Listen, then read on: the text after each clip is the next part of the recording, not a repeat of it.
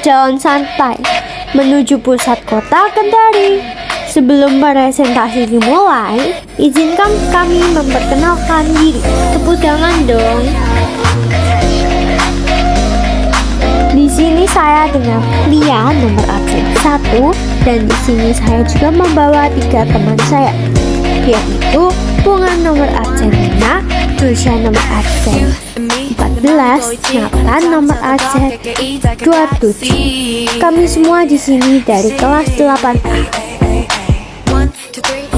Di sini kami akan membahas penguatan ekonomi dan agrikultur di Indonesia.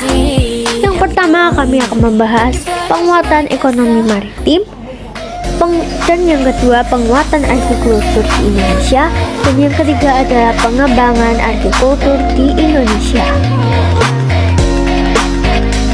Penguatan ekonomi maritim adalah pengembangan kekuatan perekonomian dalam meningkatkan pendapatan pemasukan devisa negara terhadap komponen kelautan yang ada di dalamnya.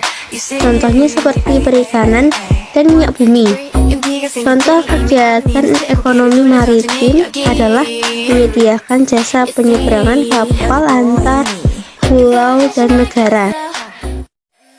Ke materi B ya guys. Di materi B ini kita akan bahas tentang penguatan agrikultur di Indonesia. Kalian pasti ingin tahu kan agrikultur itu apa? Nah, agrikultur merupakan salah satu cara meningkatkan perekonomian dengan memperdayakan sektor pertanian.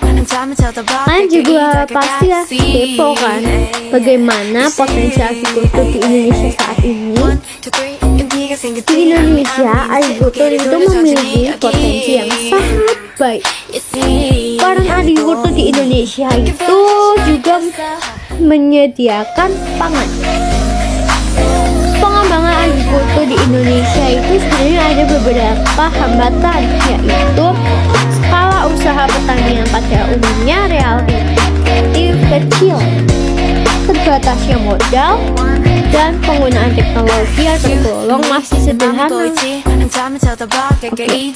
Sekarang kita udah masuk ke materi C, yaitu strategi pengembangan agrikultur di Indonesia.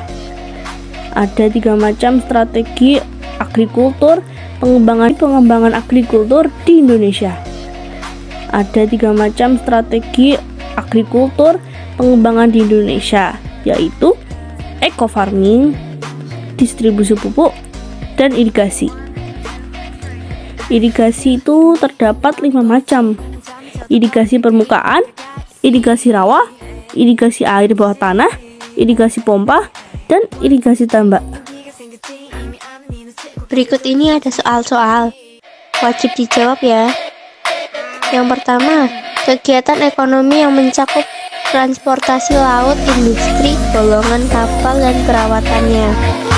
Pembangunan dan pengoperasian pelabuhan serta industri dan jasa terkait disebut A. Marine economy, B. Ekonomi kelautan, C. Ekonomi agrikultur, yang D. Ekonomi maritim. Kedua, kegiatan ekonomi yang dilakukan di wilayah pesisir pantai dan lautan serta darat yang menggunakan sumber daya alam atau SDA dan jasa-jasa lingkungan kelautan untuk menghasilkan barang atau jasa disebut. Berikut adalah pilihan jawabannya: A. Maritim ekonomi, B. Ekonomi kelautan, C. Ekonomi agrikultur, D. Ekonomi maritim. Hayo, apa hayo? Jawab lo ya. Soal ketiga, upaya peningkatan perekonomian dengan memperdayakan sektor pertanian disebut. Pilihan jawaban: A. Marine economy, B. Ekonomi agrikultur, C. Ekonomi maritim, D. Ekonomi kelautan. Jawab lo ya, Kate. Pilihan jawaban A. Mengenalkan batas-batas laut Indonesia kepada nelayan. B. Meningkatkan kualitas SDM oleh pemerintah. C. Memberikan kebebasan kepada kapal asing. D. Memberikan bantuan untuk nelayan miskin. Berikut ini ada nomor 5. Dijawab ya guys. Kalau nggak dijawab nanti miminya dikejar setan loh. Yang nomor 5, di bawah ini mana yang bukan merupakan hambatan pengembangan agrikultur tanah? Yang nomor 5, di bawah ini mana yang bukan merupakan hambatan pengembangan agrikultur di Indonesia?